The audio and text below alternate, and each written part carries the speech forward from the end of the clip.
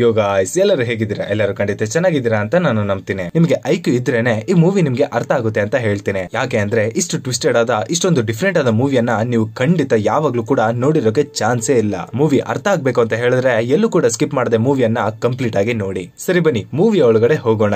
Movie start ಮಾಡೋದಕ್ಕೂ ಮುಂಚೆ ನೀವಿನ್ನೂ ನಮ್ಮ ಚಾನಲ್ ಅನ್ನ ಸಬ್ಸ್ಕ್ರೈಬ್ ಮಾಡಿಲ್ಲ ಅಂದ್ರೆ ಈಗಲೇ ಸಬ್ಸ್ಕ್ರೈಬ್ ಮಾಡ್ಕೊಳ್ಳಿ. ಮರಿಯದೆ ಬೆಲ್ ಐಕಾನ್ ಪ್ರೆಸ್ ಮಾಡಿಟ್ಕೊಳ್ಳಿ. ನೀವು ಮಾಡೋ ಸಬ್ಸ್ಕ್ರಿಪ್ಷನ್, ಶೇರ್, ಲೈಕ್, ಕಮೆಂಟ್ಸ್ ನಮಗೆ ಮೋಟಿವೇಶನಲ್ ಆಗಿರುತ್ತೆ. ಫಾಲೋ ಮಾಡದಿದ್ದವರು ಫಾಲೋ ಮಾಡ್ಕೊಳ್ಳಿ. ಸರಿ ಬನ್ನಿ ಈಗ ಕತೆ ಒಳಗಡೆ ಹೋಗೋಣ.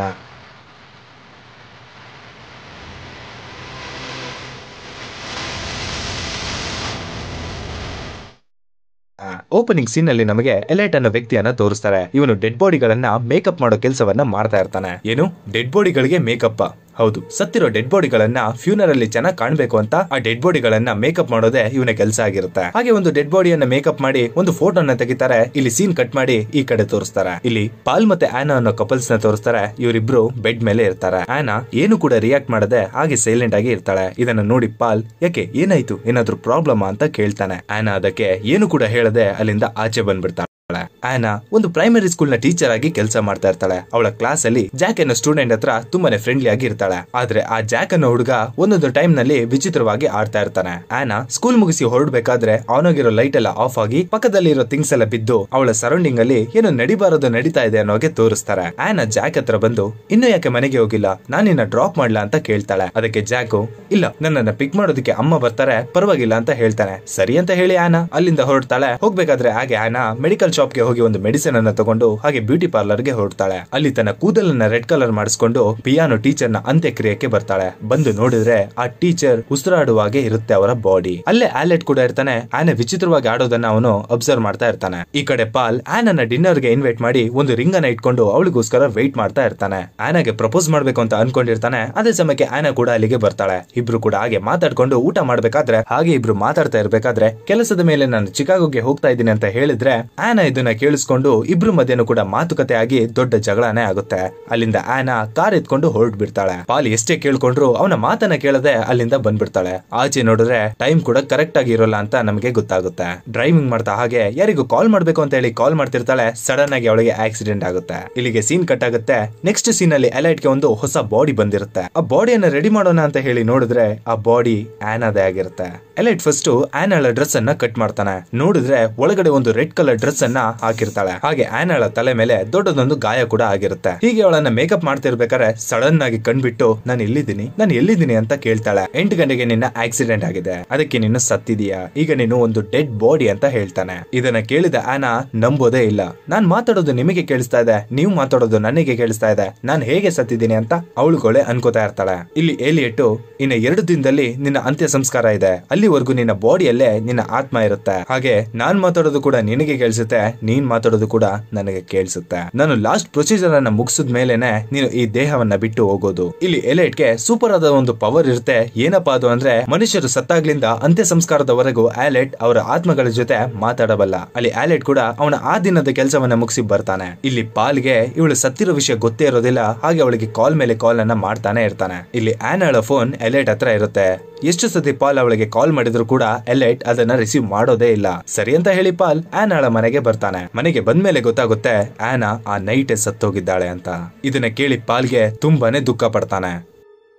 ಆದ್ರೆ ಇಲ್ಲಿ ಆನಾಳ ಅಮ್ಮ ನಾರ್ಮಲ್ ಆಗಿ ಇರ್ತಾಳೆ. ಯಾವುದೇ ರೀತಿ ಒಂದು ನೋವು ಇರೋದಾಗಿ ಅವರ ಮುಖದಲ್ಲಿ ಕಾಣಿಸ್ತಾನೆ ಇರೋದಿಲ್ಲ. ಈ ಕಡೆ ಎಲೈಟ್ ಆನಾಳ ಅಂತ್ಯ ಸಂಸ್ಕಾರಕ್ಕೆ ಅವಳನ್ನ ರೆಡಿಯನ್ನ ಮಾಡ್ತಾ ಇರ್ತಾನೆ. ಅವಳ ತಲೆ ಮೇಲೆ ಬಿದ್ದಿದ್ದ ಒಂದು ದೊಡ್ಡ ಗಾಯವನ್ನ ಸ್ಟಿಚ್ ಹಾಕಿ ಕ್ಯೂರ್ ಅನ್ನ ಮಾಡ್ತಾ ಇರ್ತಾನೆ. ಆದ್ರೆ ಅದು ಆನಾಗೆ ಸ್ವಲ್ಪನೂ ಕೂಡ ನೋವು ಆಗ್ತಾ ಇರೋದಿಲ್ಲ. ಅಷ್ಟೇ ಅವಳಿಗೆ ಅದು ಗೊತ್ತಾಗ್ತಾನೆ ಇರೋದಿಲ್ಲ. ಮತ್ತೆ ಅವಳ ಬಾಡಿಯಲ್ಲಿ ಮಸಲ್ಸ್ ಲೂಸ್ ಆಗ್ಲಿ ಅಂತ ಹೇಳಿ ಒಂದು ಇಂಜೆಕ್ಷನ್ ಅನ್ನ ಕೊಡ್ತಾನೆ. ಇಲ್ಲಿ ಆ ಜಾಗಕ್ಕೆ ಆನಾಳ ಅಮ್ಮ ಬಂದಿರ್ತಾರೆ. ಆಲೆಟ್ ಹತ್ರ ಸತ್ತೋಗೋರೇನು ತುಂಬಾನೇ ಆರಾಮಾಗಿ ಸಾಯ್ತಾರೆ, ಆದ್ರೆ ಅವರ ಫ್ಯಾಮಿಲಿನೇ ತುಂಬಾನೇ ಕಷ್ಟ ಪಡೋದು, ತುಂಬಾನೇ ದುಃಖ ಪಡೋದು. ಹಾಗೆ ಆನಾಳ ಬಾಡಿ ನೋಡ್ಬೇಕಾದ್ರೆ ಅವಳ ಕೂದಲು ರೆಡ್ ಕಲರ್ ಅಲ್ಲಿ ಇರುತ್ತೆ. ಅದಕ್ಕೆ ಆಲೆಟ್ಗೆ ಆ ಕಲರ್ ಅನ್ನ ಫಸ್ಟ್ ತೆಗಿರಿ, ಬೇರೆ ಕಲರ್ ನ ಹಾಕಿ ಅಂತ ಹೇಳಿ ಅಲ್ಲಿಂದ ಹೊರಡ್ತಾಳೆ. ನೆಕ್ಸ್ಟ್ ಸೀನ್ ನಲ್ಲಿ ಇಲ್ಲಿ ಪಾಲ್ ಅಲೆಟ್ ನ ಮನೆಗೆ ಬರ್ತಾನೆ ಆನಾಳ ಡೆಡ್ ಬಾಡಿಯನ್ನ ನೋಡೋದಕ್ಕೆ. ಆದ್ರೆ ಅಲೆಟ್ ಅದನ್ನ ಅಲೋ ಮಾಡೋದಿಲ್ಲ. ಬರೀ ಆ ಡೆಡ್ ಬಾಡಿಯ ಮನೆಯವರು ಮಾತ್ರ ಆ ಡೆಡ್ ಬಾಡಿಯನ್ನ ನೋಡೋದಕ್ಕೆ ಸಾಧ್ಯ. ಇನ್ಯಾರು ಕೂಡ ಔಟರ್ಸ್ ಯಾರು ಕೂಡ ಅಲ್ಲಿಗೆ ಅಲೋ ಇಲ್ಲ.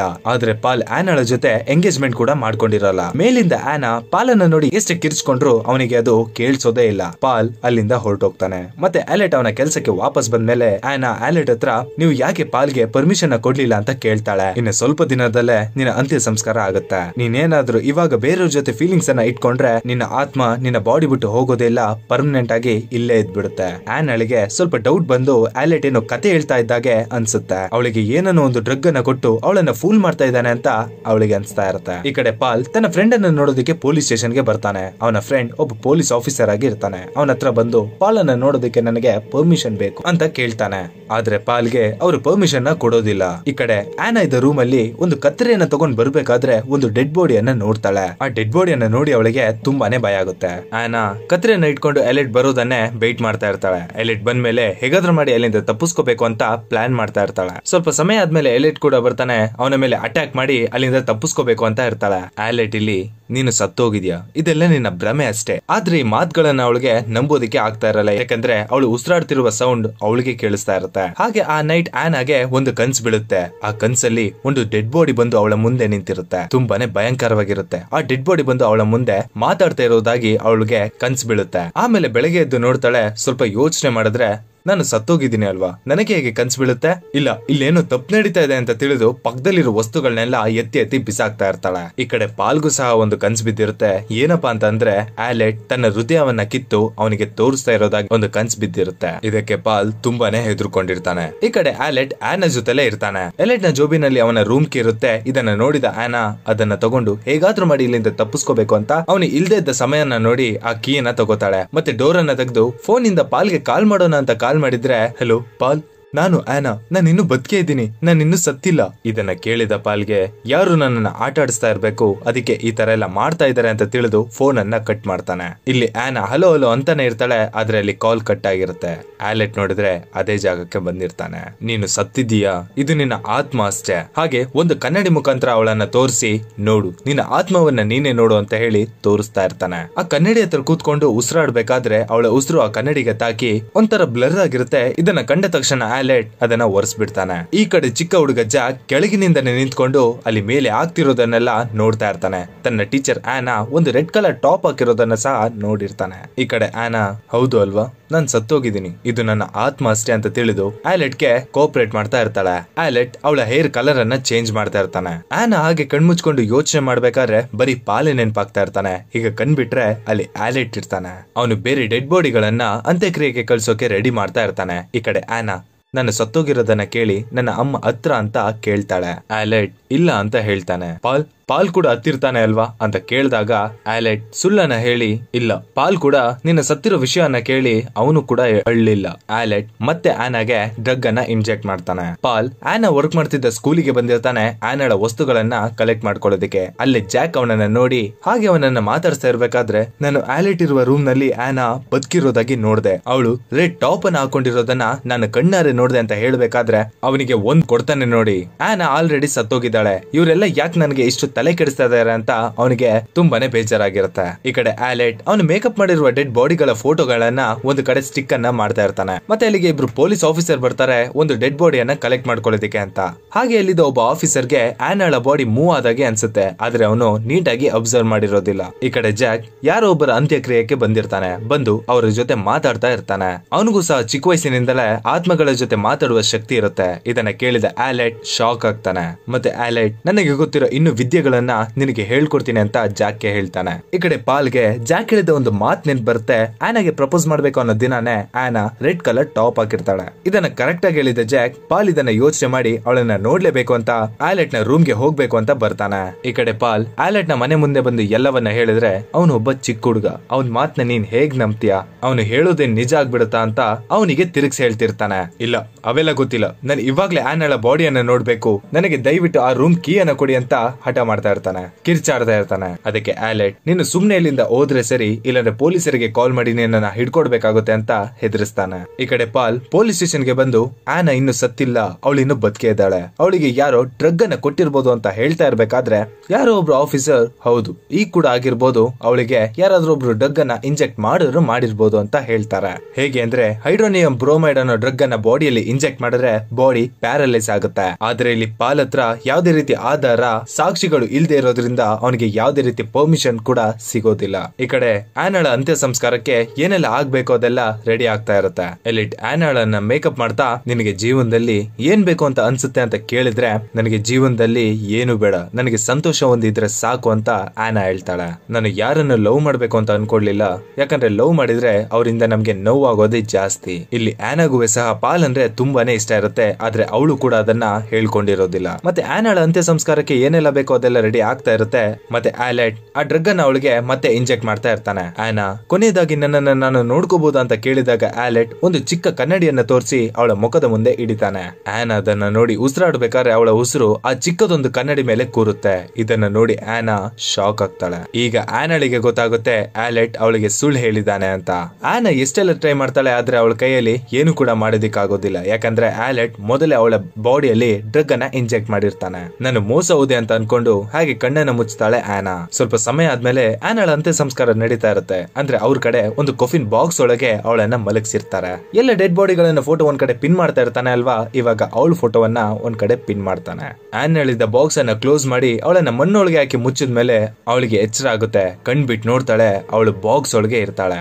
ಆನಾ ತುಂಬಾನೇ ಟ್ರೈ ಮಾಡ್ತಾಳೆ, ಆದ್ರೆ ಅವಳಿಗೆ ಅಲ್ಲಿಂದ ಹೊರಗಡೆ ಬರೋದಿಕ್ಕೆ ಆಗೋದೇ ಇಲ್ಲ. ಈ ಕಡೆ ಪಾಲ್ ತುಂಬಾನೇ ಡ್ರಿಂಕ್ಸ್ ಅನ್ನ ಮಾಡ್ತಾ ಇರ್ತಾನೆ. ಆಲೆಟ್ ಹತ್ರ ಹೋಗಿ ಜಗಳವನ್ನ ಮಾಡ್ತಾನೆ. ಆನಾ ಇನ್ನು ಬದುಕಿದ್ದಾಳೆ, ನೀನೇ ಅವಳನ್ನ ಸಾಯಿಸಿದ್ದು, ಹಾಗೆ ಹೀಗೆ ಅಂತ ತುಂಬಾ ಕುಡಿದ ಮಟ್ಟದಲ್ಲಿ ಏನೇನೋ ಹೇಳ್ತಾ ಇರ್ತಾನೆ. ಆದ್ರೆ ಆಲೆಟ್ ಸಡನ್ ಆಗಿ, ಹೌದು ಆನಾ ಬದುಕಿದ್ರೆ ಬದುಕಿರ್ಬೋದು, ನಿನ್ನ ಟೈಮ್ ವೇಸ್ಟ್ ಮಾಡದೆ ಹೋಗಿ ಅವಳನ್ನ ಬೇಕಾದ್ರೆ ಉಳಿಸ್ಕೊ ಅಂತ ಹೇಳ್ತಾನೆ. ಇದನ್ನ ಕೇಳಿದ ಪಾಲ್ಗೆ ಏನ್ ಮಾಡ್ಬೇಕು ಅಂತಾನೆ ಅರ್ಥ ಆಗೋದಿಲ್ಲ. ಬೇಗ ಬೇಗ ಕಾರನ್ನ ಎತ್ಕೊಂಡು ಸ್ಮಶಾನದ ಕಡೆ ಹೋಗ್ತಾ ಇರ್ತಾನೆ, ಆನಾಳನ್ನ ಹೇಗಾದ್ರೂ ಮಾಡಿ ಬದುಕಿಸ್ಕೋಬೇಕು ಅಂತ. ಹಾಗೆ ಪಾಲ್ ತುಂಬಾನೇ ಡ್ರಿಂಕ್ಸ್ ಮಾಡಿರ್ತಾನೆ ಅಲ್ವಾ. ಹೋಗ್ತಾ ದಾರಿಯಲ್ಲಿ ಒಂದು ಫ್ಲಾಶ್ ಲೈಟ್ ಅವನ ಮೇಲೆ ಬಿದ್ದು ಸೀನ್ ಕಟ್ ಮಾಡಿ ಈಗ ಈ ಕಡೆ ತೋರಿಸ್ತಾರೆ. ಆನಾ ಅವಳ ಪವರ್ ಅನ್ನ ಯೂಸ್ ಮಾಡಿ ಆ ಬಾಕ್ಸ್ ಅನ್ನ ಓಪನ್ ಮಾಡಿ ಬಿಡ್ತಾಳೆ, ಆದ್ರೆ ಅವಳಿಗೆ ಒಳಗಿಂದ ಹೊರಗಡೆ ಬರೋದಿಕ್ ಆಗೋದೇ ಇಲ್ಲ. ಮತ್ತೆ ಈ ಕಡೆ ಪಾಲ್ ಸ್ಮಶಾನಕ್ಕೆ ಬಂದು ಗುಂಡಿಯನ್ನ ತೆಗೆದು ಆನಾಳನ್ನ ಬದುಕಿಸ್ಕೊಂಡಿರ್ತಾನೆ. ಹಾಗೆ ಪಾಲ್ ಕಣ್ಣನ್ನ ಓಪನ್ ಮಾಡಿ ನೋಡ್ತಾನೆ, ನೋಡಿದ್ರೆ ಆಲೆಟ್ ಇರ್ತಾನೆ. ಇದೇನ್ ಗುರು ಆಲೆಟ್ ಇದ್ದಾನಲ್ಲ ಅಂತ ನೋಡಿದ್ರೆ ಆಲೆಟ್, ನೀನು ಓವರ್ ಆಗಿ ಡ್ರಿಂಕ್ಸ್ ಮಾಡಿ ಕಾರ್ ಓಡಿಸ್ತಾ ಇರ್ಬೇಕಾದ್ರೆ ಆಕ್ಸಿಡೆಂಟ್ ಆಗಿ ನೀನು ಸತ್ತೋಗಿದೀಯಾ, ಇವಾಗ ಇಲ್ಲಿರೋದು ನಿನ್ನ ಆತ್ಮ ಅಂತ ಹೇಳ್ತಾನೆ. ಆದ್ರೆ ಪಾಲ್ಗೆ ಆನಾಳನ್ನ ಮಾಡ್ದಾಗೆ ನನ್ನನ್ನ ಮಾಡ್ಬೋದು ಅಂತ ಅನ್ಕೊಂಡಿದ್ಯಾ ಅಂತ ಹೇಳ್ಬೇಕಾದ್ರೆ ಅದಕ್ಕೆ ಆಲೆಟ್ ಒಂದು ದೊಡ್ಡದಾದ ರಾಡ್ ನಿಂದ ಅವನ ಎದೆಗೆ ಚುಚ್ಚಿ ಅವನ್ ಏನು ಕೂಡ ಮಾತ್ ಆಡದೆ ಇದ್ದಾಗೆ ತಡಿತಾನೆ. ಇಲ್ಲಿಗೆ ಸೀನ್ ಅನ್ನ ಕಟ್ ಮಾಡಿ ಮೂವಿಯನ್ನ ಮುಗಿಸ್ತಾರೆ. ಇದೊಂದು ಸೈಕಾಲಜಿಕಲ್ ಮೂವಿ. ಎಲಿಟ್ ಅನ್ನೋ ವ್ಯಕ್ತಿಗೆ ಆತ್ಮಗಳ ಜೊತೆ ಮಾತಾಡೋ ಒಂದು ಶಕ್ತಿ ಇರುತ್ತೆ. ಆನಾ ಎಲಿಟ್ ಹತ್ರ ಬಂದಾಗ ಅವಳು ಸತ್ತಿದ್ದೀನಿ ಅಂತ ಅನ್ಸೋದೇ ಇಲ್ಲ, ಆದ್ರೆ ಎಲಿಟ್ ನೀನು ಸತ್ತಿದ್ಯಾ ಅಂತ ಹೇಳಿ ನಂಬಿಸಿರ್ತಾನೆ. ಇಲ್ಲಿ ನಿಜ ಏನು ಅಂತ ಹೇಳಿದ್ರೆ ಆನಾ ನಿಜವಾಗ್ಲೂ ಬದುಕೆ ಇರ್ತಾಳೆ. ಇಲ್ಲಿ ಮೇನ್ ಥಿಂಗ್ ಏನು ಅಂದ್ರೆ ಎಲಿಟ್ ಒಬ್ಬ ಸೈಕೋ ಕಿಲ್ಲರ್ ಆಗಿರ್ತಾನೆ.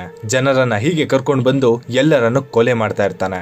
ಜಾಕ್ ಅನ್ನೋ ಹುಡುಗ ತುಂಬಾ ಹತ್ತಿರದಿಂದ ಇದನ್ನೆಲ್ಲ ನೋಡಿ ನಾನು ಕೂಡ ಈ ತರ ಆಗ್ಬೇಕು ಅಂತ ಅವನ ಜೊತೆ ಸೇರಿರ್ತಾನೆ. ಬೇಕಾದ್ರೆ ನೀವು ಲಾಸ್ಟ್ ಸೀನ್ ಅಲ್ಲೂ ನೋಡಬಹುದು, ಆಲೆಟ್ ಪಾಲ್ನೆದೆಗೆ ರಾಡನ್ನ ಹಾಕ್ಬೇಕಾದ್ರೆ ಅಲ್ಲಿ ಜಾಕ್ ಕೂಡ ಇರ್ತಾನೆ. ಹೀಗೆ ಇಲ್ಲಿಗೆ ಈ ಮೂವಿಯನ್ನ ಮುಗಿಸ್ತಾರೆ. ಹೇಗಿತ್ತು? ಡಿಫ್ರೆಂಟ್ ಆಗಿತ್ತು ಅಲ್ವಾ? ಮಿಸ್ ಮಾಡದೆ ಮೂವಿ ಹೇಗಿತ್ತು ಅನ್ನೋದನ್ನ ಮರೆಯದೆ ಕಮೆಂಟ್ ಮಾಡಿ. ಈ ತರ ಡಿಫ್ರೆಂಟ್ ಆದ ಮೂವೀಸ್ ಅನ್ನ ನಾನು ನಿಮಗೆ ಕೊಡ್ತಾನೆ ಇರ್ತೀನಿ. ನೀವು ಮಾಡ್ಬೇಕಾಗಿರೋದು ನಿಮ್ಮ ಸಪೋರ್ಟ್ ಮಾತ್ರ, ಏನಿಲ್ಲ. ನಿಮ್ಮ ಫ್ರೆಂಡ್ಸ್ ಮತ್ತೆ ಫ್ಯಾಮಿಲಿ ಮೆಂಬರ್ಸ್ ಗೆ ವಿಡಿಯೋನ ಶೇರ್ ಮಾಡಿ, ಹೇ ನೋಡು ಚೆನ್ನಾಗಿದೆ ನೀನು ಕೂಡ ಸಬ್ಸ್ಕ್ರೈಬ್ ಮಾಡ್ಕೊ ಅಂತ ಹೇಳಿದ್ರೆ ಸಾಕು. Soon catch people with another nice movie. Take care and by.